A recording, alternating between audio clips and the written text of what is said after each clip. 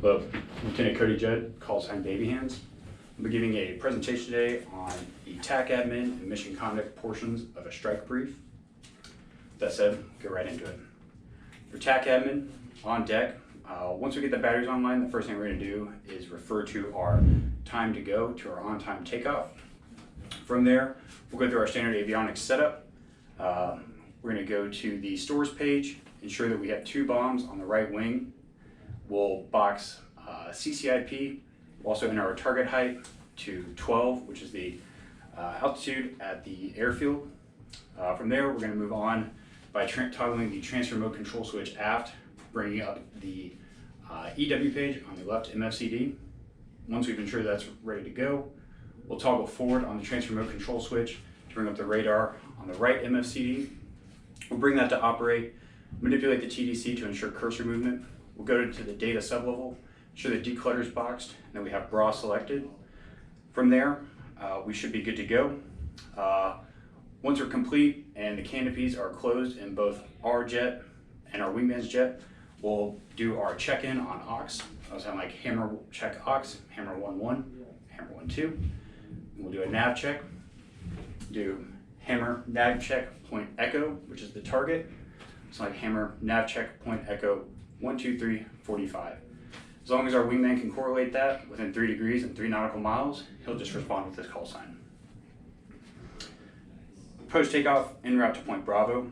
20 nautical miles prior to Point Bravo, we'll request entry onto the IR-021 with ATC, looking for a block altitude between 7,000 and 8,000 feet. Plan to descend at 10 nautical miles, and once we've got that descent in, we'll initiate our fence-in checks. The fence checks for today, we'll follow through the MADBURST checklist. Master arm, we'll set that to safe. We'll have our air-to-air tack-in set. We'll have our display set up with the radar on the right, HSI on the left. We'll set bingo to MCF at the target. We'll make sure our recorder is set. SMS master mode, we'll have that set to nav. We'll have squawk set per what we were assigned from ATC, and then we'll turn our strobes on. Off route, we're going to initiate the fence out after we depart from Point Echo with hammer fence out. That fence out call will be permission for wing to auto join if he is visual. We'll knock out the battle damage checks, and upon completion of the battle damage checks, we'll get ourselves in contact with ATC and start heading to our destination of Tallahassee. Moving on to mission conduct, take a look at our strip chart here. On the front of the chart, we have our information from VT86. On the back, we have the information straight out of the AP1 Bravo. Of note here, we have our route width. We have 10 nautical miles either side of centerline, as well as we need to take note of the crossing route of the IR-015. We'll cross between the points of Charlie and Delta and Echo to Foxtrot.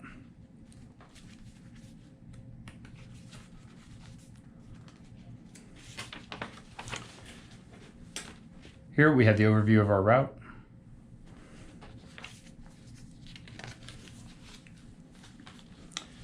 Moving on to our high-level timing.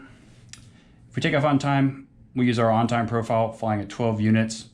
It's going to take 18 minutes and 2 seconds to cover that distance of 82 miles. We're expecting to burn 410 pounds of fuel total. If we take off early, we'll use our no earlier than profile. It's going to save us 52 seconds, or it's going to add 52 seconds to our total route of flight at a cost of 2 pounds. If we take off late, we'll use our no later than profile. That's going to save us 5 minutes and 32 seconds at a cost of 83 pounds. All right, moving into our first point, Point Bravo. Point Bravo is going to be the town of Fort Alla. As you approach Point Bravo, we'll be looking to make our 1 minute prior call. That'll sound like 1 minute prior to Point Bravo. Point Bravo is the town of Fort Alla. Outbound heading 088, set 360 knots, 7,000 feet. We'll be able to break out the town of Fort Alla on our radar by gaining down to find the town, or if we can't find it in the clutter, we should be able to gain up, and there's a lake located to the southwest of the town.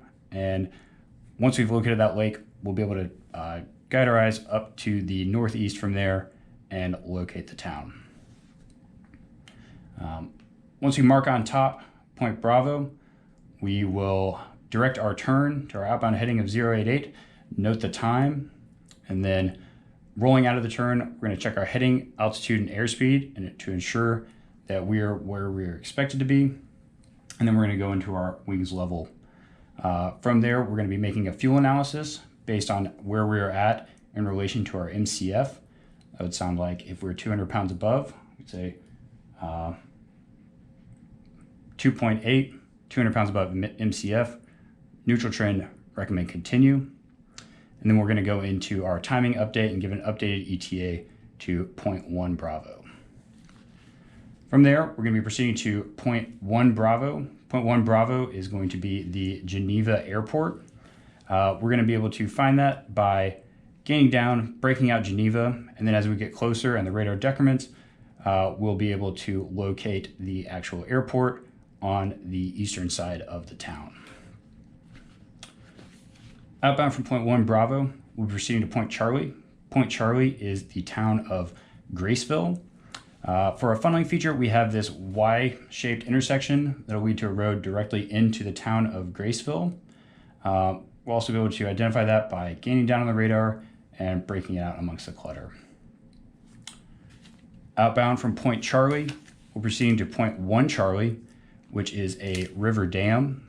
We'll be able to locate this by gaining up on the radar to locate the river, and where that river terminates is where that dam is located. From Point Charlie, or excuse me, from 0.1 Charlie, we're gonna make a check turn to our next point of Point Delta.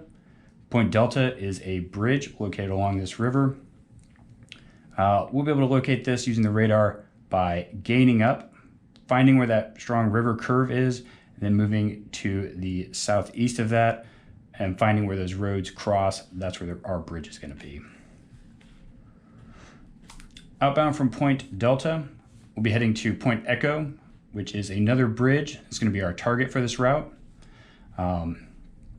Approaching the bridge at 20 nautical miles, we'll call hammer attack.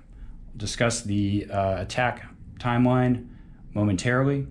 We're going to be able to determine where this bridge is located by finding this inlet and then working our way out to the east, gaining down to find where those two roads are, and the bridge will be right in the middle of where those roads meet the water. Outbound from Point Echo to Foxtrot, we're going to initiate an in-place turn, and due to the fact that Point Echo is our target on this route, we'll use the route from Point Echo to Foxtrot as an administrative leg. We'll call recommend terminate over the ICS. Pilot will call knock it off. From there, we'll initiate our battle damage checks, fence out, and get in contact with ATC. Moving on to our air to surface timeline, 20 nautical miles we'll call hammer attack. Between 19 and 15, we'll be executing our APDAR checklist. In order to do that, we're going to bring up the stores page on the left, ensure that we have bomb boxed, have at least 2 bombs on the right wing. We'll box CCIP, we'll set our target height, and we're going to set our law to 450. Once we have all that set, we'll run through it. 2 bombs on the right wing CCIP boxed, target height set 25 feet, law set 450, APDAR complete, captured, and master arm to go. From there, we're going to continue working our radar to get our target captured and waiting for our pilot to arm up. Once that's done,